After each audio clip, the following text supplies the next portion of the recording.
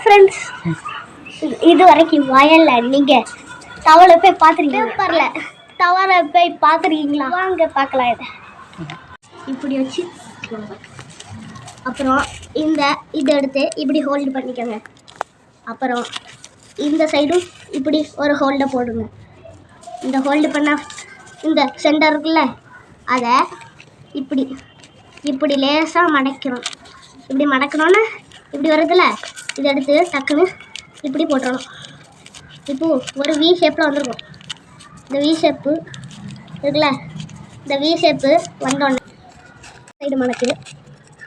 அப்புறம் இந்த சென்டர் பார்த்தீங்களா, இந்த சென்டரில் இப்படி மடக்கி வச்சுக்கோங்க. அது கரெக்டாக வரலன்னா இப்படி போட்டுட்டு இப்படி எடுத்து ஒரு மடக்கணும் முடிஞ்சு. இப்போது இது ஒன்று இது இப்படி மடக்கிக்கோங்க. இதை மடக்கணுன்னு இதை இப்படி கிழிச்சுக்கோங்க. சரி, இப்போது இது இப்படி மடக்கிக்கோங்க. இதை மடக்கணுன்னா இதுலேயே ஒரு சென்டர் வரும், அதை பிடிச்சி இப்படி அமுத்தி இப்படி பண்ணிக்கோங்க. இப்போது ரெண்டத்துலையும் இல்லை, இது இருக்குல்ல, இதை எடுத்து இதில் வச்சுக்கோங்க. இதுலேருந்து இப்படி இப்போது இதுலேயே இப்படி வச்சுட்டு இதை எடுத்து இப்படி வச்சுக்கோங்க. சரி, இப்போ இந்த சைடுக்கு போயிடலாம். இந்த சைடை இப்படி எடுத்து வச்சுட்டு இப்படி எடுத்து வைக்கணும். இப்படி எடுத்து இங்கே வச்சுட்டு இதை வச்சுட்டு இப்படி வைக்கணும். சரி, இதை இப்படி டர்ன் பண்ணிக்கோங்க.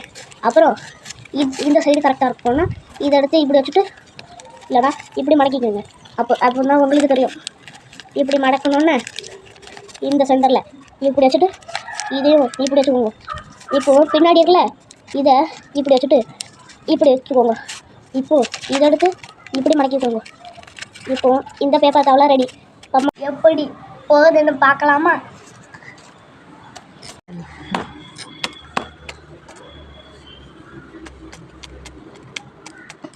மோசமாக தான் போகுது, ஆனால் ஒரு லைக்கை விட்டுட்டு போங்க.